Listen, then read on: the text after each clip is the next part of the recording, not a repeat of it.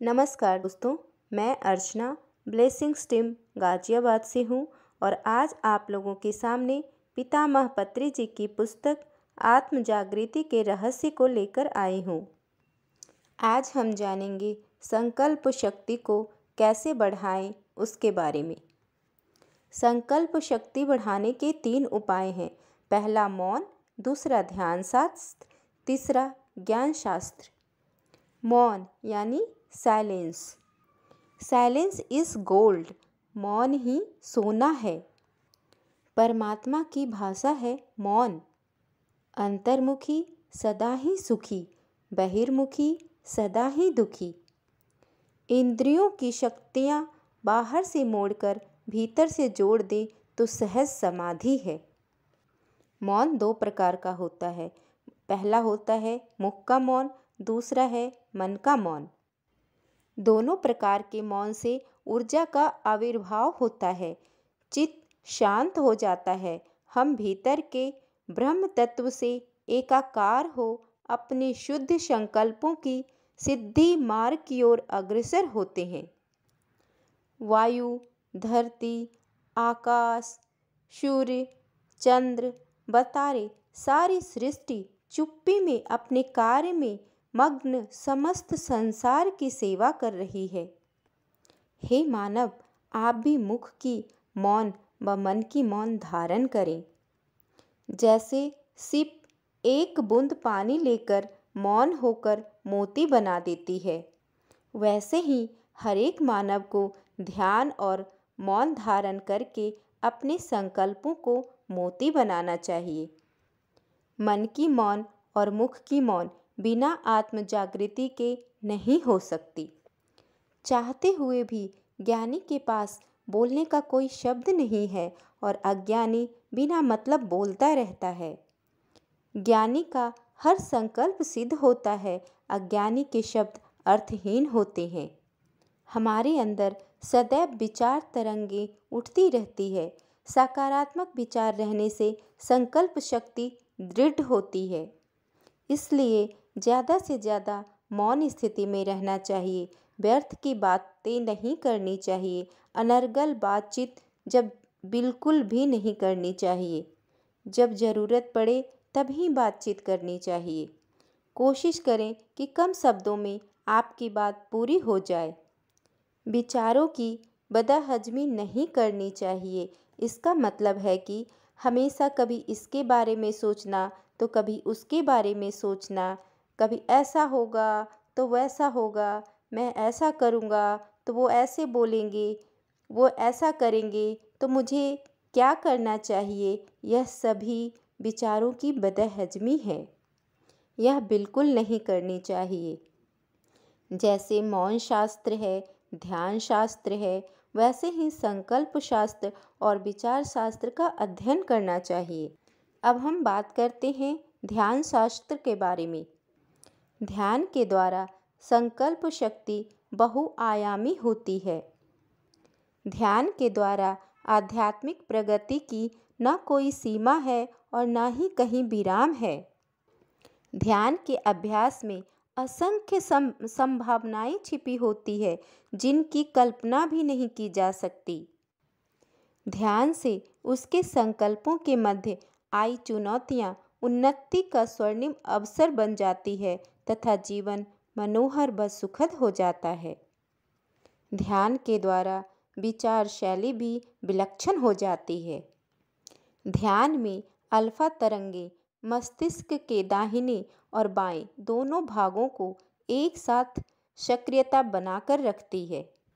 मस्तिष्क का बायां भाग सांसारिक ज्ञान की अनुभूति कराता है तथा दाहिना भाग आंतरिक चेतना और आध्यात्मिक अनुभूति का केंद्र है। इसलिए ध्यानी एक साथ कोई विलक्षण कार्य करने का सामर्थ्य रखता है। स्वास्थ्य पर ध्यान करके हम स्वयं को शून्य करते हैं। योगः चित्त वृत्ति निरोधः। इसका मार्ग क्या है? इसका मार्ग है आनापान सति ध्यान। आना यानी श्वास का अंदर आना, अपान यानी श्वास का बाहर जाना और सति यानी आती हुई और जाती हुई श्वास के साथ एक होकर मिलकर रहना, ये है आनापानसति ध्यान। जब हम विचार रहित स्थिति में पहुंच जाते हैं तब ध्यान का अनुभव आरंभ हो जाता है। ध्यान में हमें 7 प्रकार के अनुभव होते हैं। ध्यान कितनी देर करनी चाहिए? जिसकी जितनी आयु है उतनी देर ध्यान करनी चाहिए। जैसे जो 10 वर्ष का है उसको कम से कम 10 मिनट ध्यान करना चाहिए। ध्यान का पहला अनुभव है शरीर का हल्का हो जाना। दूसरा है शरीर का भारी होना। सिर या शरीर का कोई भी भाग भारी हो जाता है। विभिन्न रंगों का नजर आना। कई अद्भुत रंग हमें दिखाई पड़ने लगते हैं। माथे के समक्ष अद्भुत रंग दिखने से दिव्य चक्षु उत्तेजित होने लगते हैं। दिव्य चक्षु यानी तीसरी आँख उत्तेजित होने लगती है। शरीर के सभी भागों में विशेषतः पीठ के हड्डी में दर्द आने लगते हैं, जिसको बैक पेन भी कहते हैं। ज़्यादा दर्द होने पर भी इसे सहन करते हुए ध्यान करना चाहिए। इसे ही तितिक्षा कहते हैं। ध्यान करने से नाड़ी मंडल की शुद्धि होती है, अतः ये पीड़ाएं आती है और फिर चली जाती है। परिशुद्ध आत्मा के व्यक्ति ध्यान में बैठेंगे तो कोई दर्द नहीं होता, क्योंकि नाड़ी मंडल उनका शुद्ध होता है। नाड़ी मंडल जितना अपरिशुद्ध होता है उतना ही दर्द आता है। अगर दर्द सहन कर पाप का परिहार नहीं करेंगे तो भयंकर बीमारियां आती है। इसके लिए डॉक्टर्स के पास जाने की ज़रूरत नहीं है।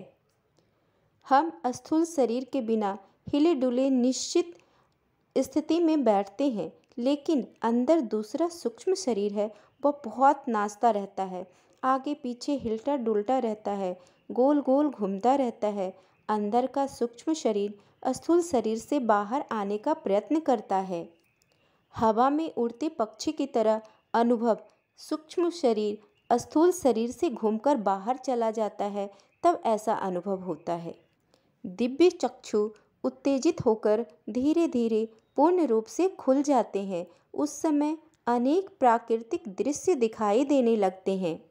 ध्यान के अनुभवों को आपस में बांटना चाहिए। अब हम बात करते हैं ज्ञान शास्त्र के बारे में। ध्यान से ही ज्ञान आएगा। ज्ञान क्या है और अज्ञान क्या है? ज्ञान अर्थात मैं आत्मा हूँ, अज्ञान अर्थात मैं शरीर हूँ। हम सब आध्यात्मिक प्राणी हैं। इस ज्ञान से ही हमारा अज्ञान दूर होगा। ज्ञान का बीज मैं भगवान हूँ, अहम ब्रह्मास्मि। अब हम बात करते हैं संकल्प सिद्धि के बारे में। हर व्यक्ति जीवन में कोई ना कोई इच्छा पूरी करने का स्वप्न देखता रहता है। इन्हीं सपनों के सहारे वह जीने का प्रयास करता है। अधिकतर व्यक्ति अपने ज्ञान, अनुभव एवं वातावरण के अनुकूल ही स्वप्न देखता है। इसके आगे की कल्पना कर पाना कठिन होता है। यदि व्यक्ति स्वयं निर्णय कर ले कि मुझे जिंदगी में क्या करना है, अपने समय को, धन को किस दिशा में लगाने की आवश्यकता है, दिशा तय कर लेना, स्वयं में प्रतिज्ञा कर लेना, दृढ़ निश्चय ही तो संकल्प है। यही संकल्प पूरा कर संसार को जीता जा सकता है। बिस्मिल्लाह स्वरों के ऊपर गावस्कर ने क्रिकेट से के संसार को जीता।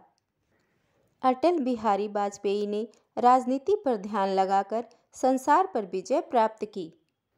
अब हम इसे एक उदाहरण के तौर पर ऐसे समझते हैं कि नीम का एक पेड़ लेते हैं। नीम के वृक्ष में नीम के ही फूल होंगे ना, नीम के ही फल निकलेंगे। जो अलग वृक्ष है उसमें नीम के फल फूल नहीं आएंगे। एक बीज से ही वृक्ष की उत्पत्ति होती है। इसी तरह हमारी जिंदगी की भी एक ही रीति होनी चाहिए। आप क्या बनना चाहते हैं, क्या करना चाहते हैं, किस लक्ष्य को प्राप्त करना चाहते हैं, यह भाव ही आपके विचारों को दृढ़ करती है। यही दृढ़ता संकल्प में परिवर्तित हो जाती है। आप इच्छित दिशा में आगे बढ़ने लगते हैं। पिरामिड स्पिरिचुअल सोसाइटी मूवमेंट का ध्येय सबको ध्यान सिखाना है। सभी ध्यानी मास्टर्स पूर्व जन्मों में ध्यान से निपुण होकर इस जन्म में ध्यान सिखाने के लिए जन्म लिए हैं।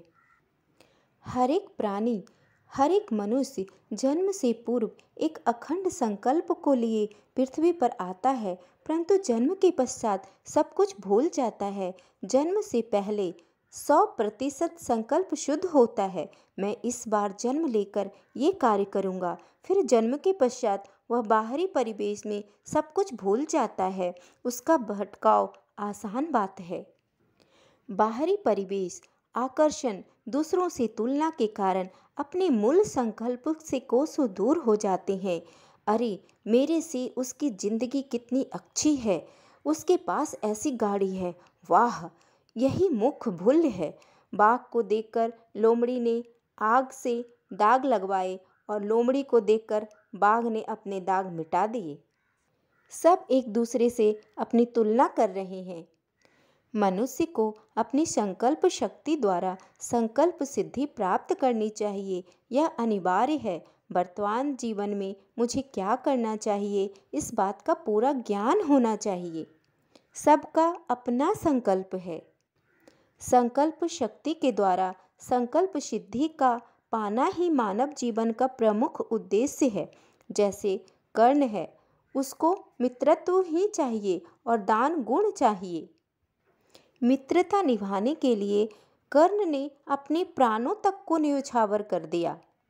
इसलिए कर्ण को हम लोग दानी कर्ण के रूप में आज भी याद करते हैं, क्योंकि कर्ण ने दान के लिए अपना सब कुछ अर्पित कर दिया था और वह दानी और मित्रता का प्रतीक बन गया।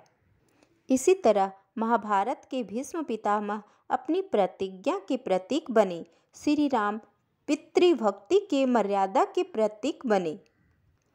सीता माँ पतिव्रता नारी की प्रतीक बनी।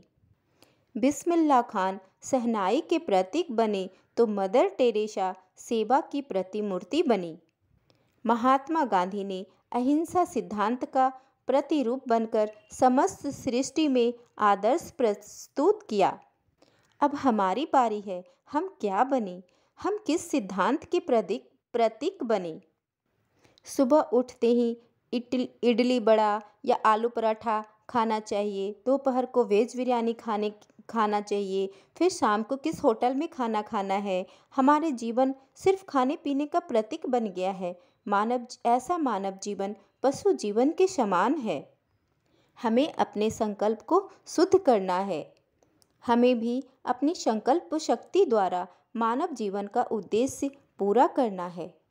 अब पत्री सर कहते हैं कि मेरे प्यारे दोस्तों, हम सबको सब कलाओं में निपुण होना चाहिए, सकल विद्याओं में पारंगत होना चाहिए। हमारा हर जीवन एक कला और एक विद्या के लिए ही अंकित है। मानव जीवन परंपरा सकल विद्याओं में प्रवीण होने के लिए है। प्रत्येक मनुष्य ने अपने जीवन काल में जिस विद्या या कला को चुना है, उसमें उसको सफल होना ही है। इसके लिए संकल्पों की शुद्धि होनी जरूरी है। संकल्प शुद्धि से ही संकल्पों में शक्ति आएगी। संकल्प शक्ति होगी तो संकल्प सिद्धि अवश्य भावी है। उसको कोई नहीं काट सकता, उसको सिद्ध होना ही है।